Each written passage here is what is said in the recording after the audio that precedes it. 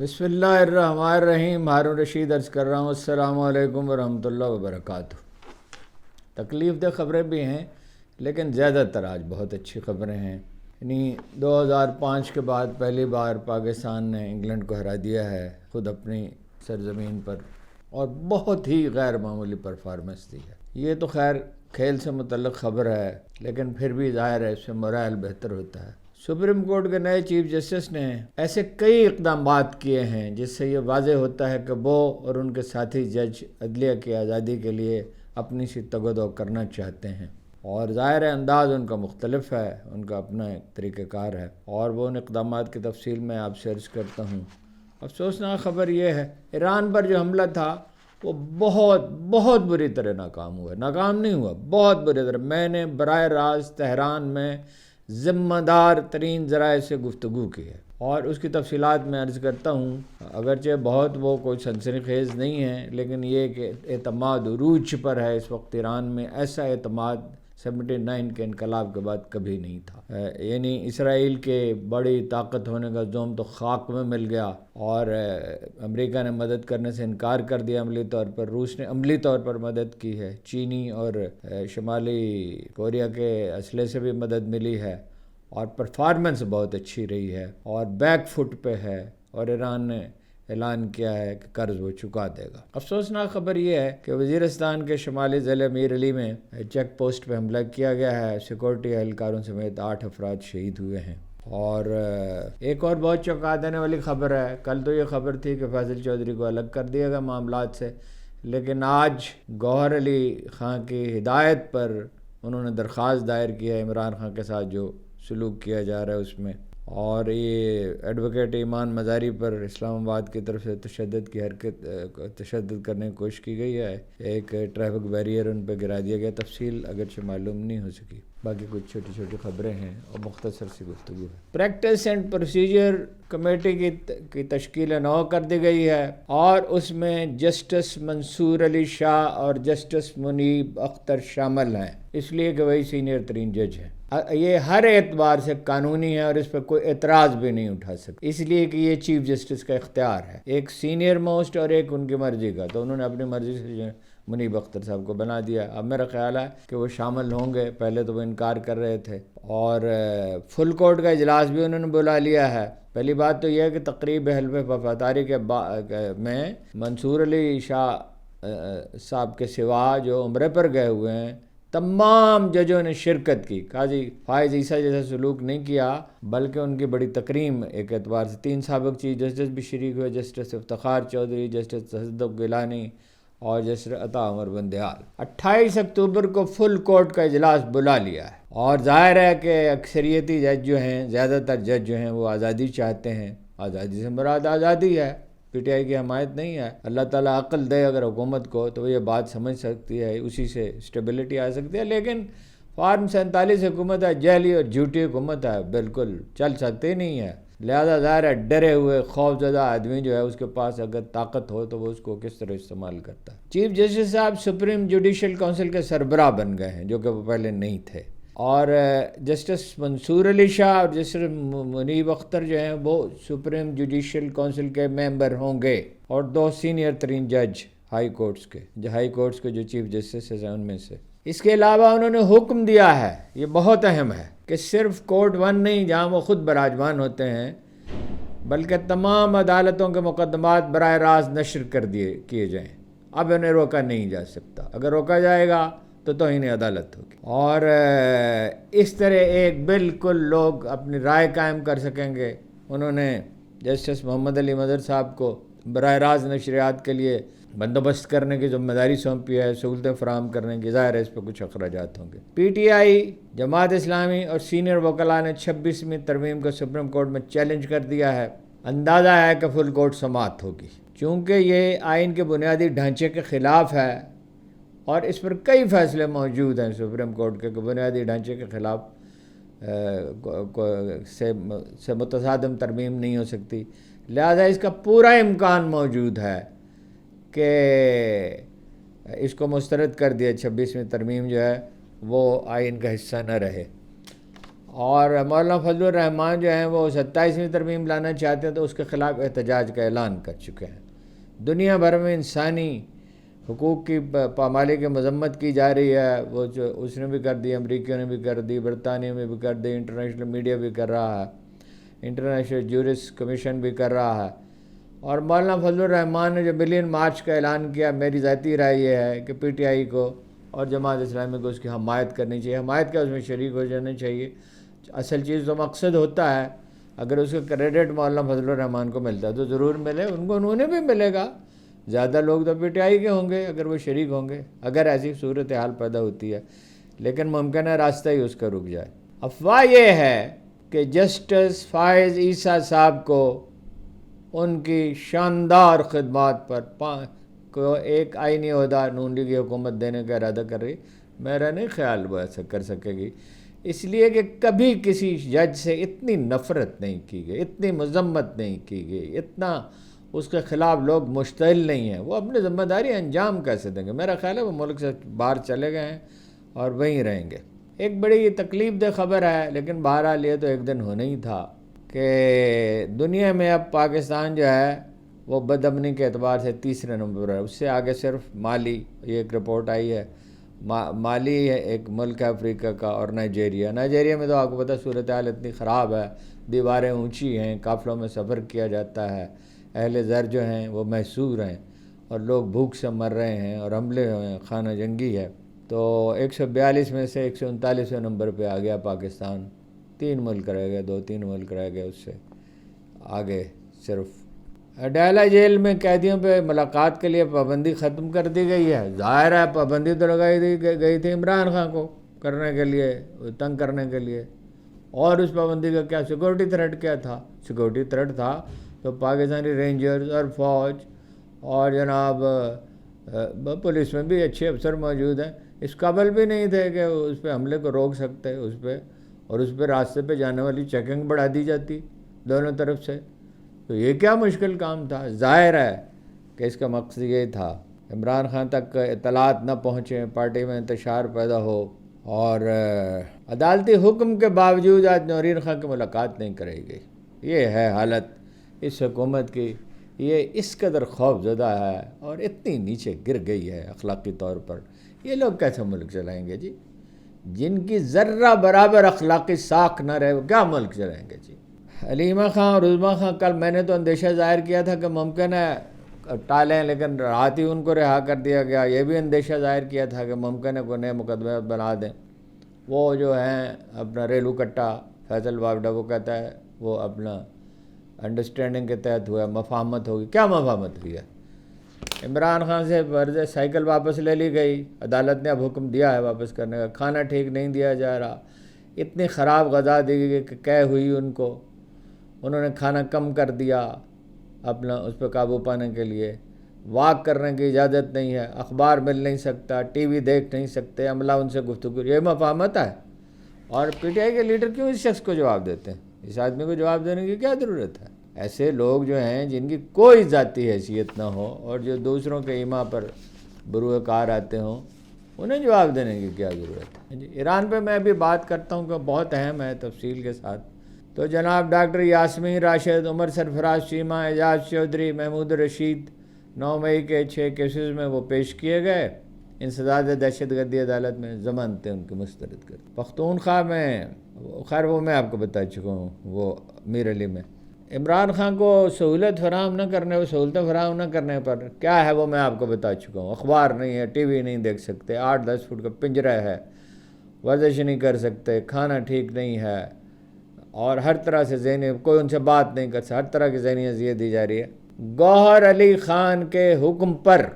فیصل چودھری نے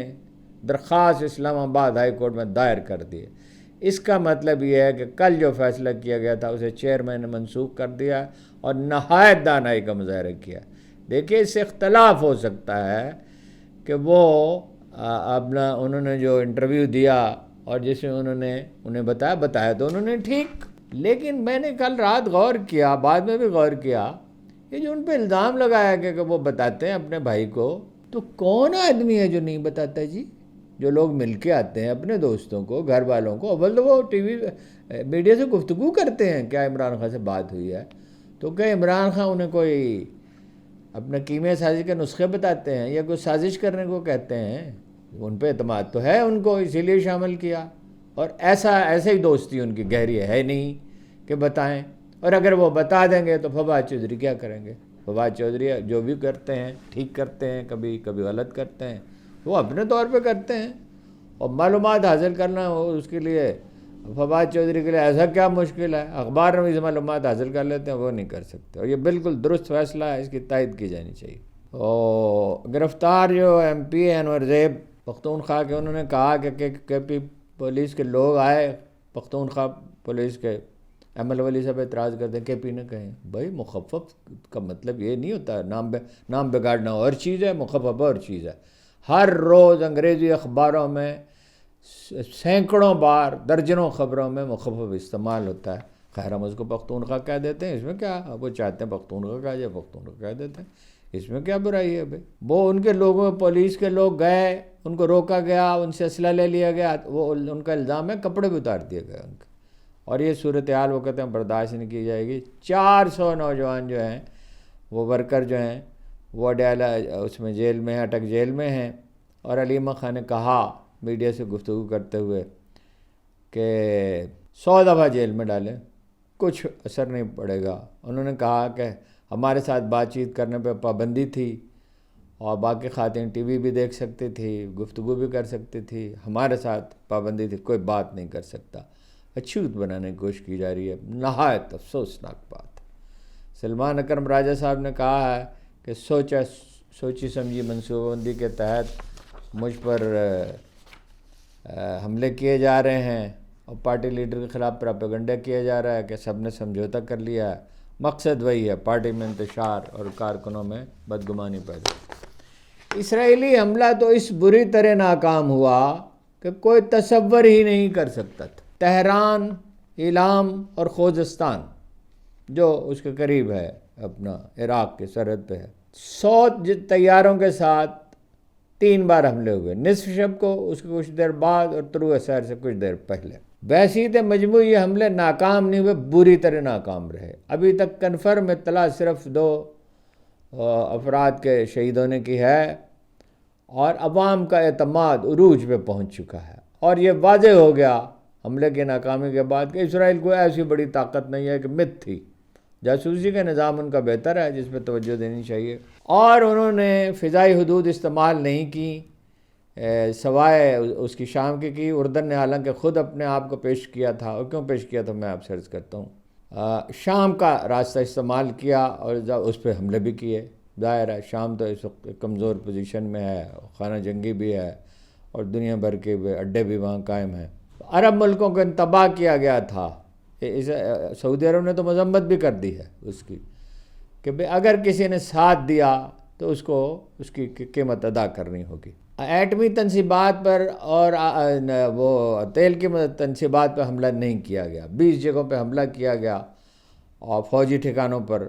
مگر وہ روس نے بر وقت اطلاع دے دی، ان کے پاس چینی اسلحہ موجود ہے، شمالی کوریا کا مسئلہ موجود ہے، اور بہترین وہ میزائل کے خلاف جو نظام ہے، روسی جو سسٹم ہے، وہ S-300 ہے، وہ دوسرا نہیں ہے، جو جدید ترین ہے وہ نہیں، مگر یہ بھی اچھا ہے۔ اس نے جناب اپنا اس میں ان کی مدد کی۔ اردن کا معاملہ الگ ہے۔ اردن کا جو ہے، پہلی بات یہ جو بانی تھا اس کے بارے میں علامہ اقبال نے کہا تھا، یہی شیخ حرم ہے جو چرا کر بیچ کھاتا ہے، گلی میں بوزر و دلق اویس و چادر زہرا، اور کہا کہ خاک و خوں میں لوٹتا ہے ترکمان سخت کوش، اور بیچتا ہے ہاشمی ناموس دین مصطفیٰ۔ پھر ان کے صاحبزادے تھے، وہ فیلڈ مارشل ایوب خان نے ایک دفعہ کسی دوست سے کہا کہ اس کو ایک چھوٹی سی اطلاع دی، کیونکہ ہمارے انٹیلیجنس تو اسرائیل کے ارد گرد کے ممالک کے ذریعے ہی ہے، اندر بھی شاید کوئی بندوبست ہو، تو وہ اس نے اسرائیل کو بتا دی، اور وہ شادی بھی کی اس نے غیر ملکی خاتون سے۔ پھر ان کے بھائی جو ہیں وہ ذرا آزاد خیال تھے، جن کی وہ ثروت نامی خاتون سے، پاکستانی خاتون سے شادی ہوئی تھی، ان کی بلی عہدی روکنے کے لیے ان کو مصنوعی طور پہ زندہ رکھنے کی کوشش کی گئی اور ان کے بیٹے کو بنا دیا گیا، اور صاحبزادے نے بھی شادی کی، انہیں عربی بھی نہیں آتی، ہاں جی، غیر ملکی خاتون سے، وہ تقریباً غیر عربی ہیں، اب تو وہ ہو گیا 3 نسلیں ہو گئیں، اور غدار ابن غدار ہیں، تو انہوں نے پیشکش کی تھی مگر انہوں نے اس کا راستہ بھی استعمال نہیں کیا، اس لیے کہ انہیں چہتے ہیں، عزیز ہیں کہ بھائی اس پہ ان کے خلاف کارروائی نہ ہو جائے۔ امریکہ اور برطانیہ نے براہ راست مدد نہیں کی، بلکہ امریکہ نے حوصلہ شکنی بھی کی، اس لیے کہ رائے عامہ خلاف ہے، دباؤ پڑتا ہے۔ ویسے تو 6,000 پروازوں کے ذریعے اسلحہ مہیا کیا گیا، امریکہ اور برطانیہ نے گویا ایک چھتری تان دی اور ایک مستقل کاریڈور ہی بنا دیا، اور حملے کے بعد انٹونی بلنکن نے اسرائیل کے وزیر دفاع سے بات کی اور کہا کہ ہم آپ کی سلامتی کے لیے جو ہے وہ آپ کے ساتھ ہیں، سلامتی کے لیے، اس حملے کے لیے نہیں۔ اور یہ تو ثابت ہو گیا کہ اسرائیل کے آئرن ڈوم سے جو حفاظتی نظام ایران کا ہے وہ بہتر ہے، اور جوش و جذبہ بھی ہے، سپاہی بھی لڑتا ہے، یہ بڑی اہم بات ہے، صرف جوش و جذبہ نہیں ہوتا، وہ تربیت بھی ہوتی ہے اور بہت سی چیزیں ہوتی ہیں۔ اسرائیل کو پرانی ویڈیوز جاری کرنی پڑی حملے کی کامیابی ثابت کرنے کے لیے، اور ہمارے بعض چینلز نے بھی دکھا دی۔ برطانیہ اور امریکہ نے کوشش کی انہیں روکنے کی، اور وجہ یہ نہیں تھی کوئی ایران سے ہمدردی پیدا ہو گئی تھی، بلکہ کہ ریجنل وار ہو جائے گی، علاقائی جنگ چھڑ جائے گی اور پھیل جائے گی اور تیسری عالمی جنگ شروع ہو سکتی ہے، اس لیے کہ چین اور روس دل و جان سے ایران کے ساتھ ہے۔ ظاہر ہے وہ امریکہ کو یہ موقع نہیں دے سکتے کہ وہ مسلط ہو جائے مشرق وسطی۔ اسرائیلی فوجی بھی یہی کہہ رہے ہیں کہ خوزستان، تہران اور ایلام کے علاقوں پہ حملے کیے گئے، اور ان کا دعویٰ تو یہ ہدف حاصل کر لیا، کیا ہدف حاصل کر لیا؟ وہاں تو لوگ جوش و جذبے سے بھرے ہوئے ہیں اور ایسا اعتماد ہے کہ جس کی کوئی حد نہیں۔ واضح ہوا کہ اپنے طور پہ حملہ کرے گا تو کچھ نہیں کر سکتا۔ یورپ کی اخلاقی تائید حاصل ہے، اخلاقی کیا، غیر اخلاقی تائید حاصل ہے۔ عرب ملکوں کو انتباہ کر دیا گیا تھا، اور حملے کے بعد امریکی وزیر دفاع نے، جیسے میں نے عرض کیا، اسرائیلی حکام سے رابطہ کیا اور کہا کہ آپ کی سلامتی کے ساتھ کھڑے ہیں۔ امریکہ کو مطلع کر دیا تھا انہوں نے، فوجی اہداف کو صرف نشانہ بنایا ہے۔ ایران جو ہے وہ اگر جوابی کارروائی کرے گا تو میرا خیال ہے فوری طور پہ نہیں کرے گا، اول تو اس کے پاس یمن ہے، اور یمنی جو ہیں ایسے حوصلہ مند، کبھی دیکھیں نہیں کہ جنگ سے اجڑا ہوا ملک ہے، لیکن وہ وہاں سے اپنے سمندر سے گزرنے تو، بحر احمر سے گزرنے تو نہیں دیتے، اور بلینز آف ڈالرز کا نقصان ہو رہا ہے، زیادہ تر تیل وہیں سے جاتا ہے بہت سے ملکوں کو، اور جواب میں وہ حملے کرتے ہیں تو پھر وہ زیادہ حملے کرتے ہیں اپنے ڈرونز کے ذریعے، ڈرون ان کے پاس موجود ہے، میزائل بھی موجود ہے، میزائل بھی پھینکے ہیں انہوں نے۔ اسرائیل میں کیمپ لگے ہوئے ہیں، بہت سے علاقہ خالی ہو گئے، 1 انچ نہیں لے سکے حزب اللہ سے، وہ 1 انچ، بلکہ خود 6-7 کلومیٹر پیچھے ہٹ گئے ہیں۔ تو اس لحاظ سے صورتحال تسلی، کاش پاکستان اور ترکی کوئی کردار ادا کر سکتے، ایک دھمکی ہی دے سکتے، لیکن یہ کہ عالم عرب سویا پڑا ہے اور عالم اسلام ہی پورا سویا پڑا ہے۔ حالانکہ جہاد تو فرض ہو چکا، جب حماس کے لوگوں پہ حملے ہو رہے ہیں، اسرائیل اپنا مقصد تو نہیں حاصل کر سکا، جب وہاں مسلمانوں کا قرآن کا قطعی حکم ہے اس بارے میں، قطعی، بالکل واضح، تمام عالم اسلام پہ جہاد فرض ہے،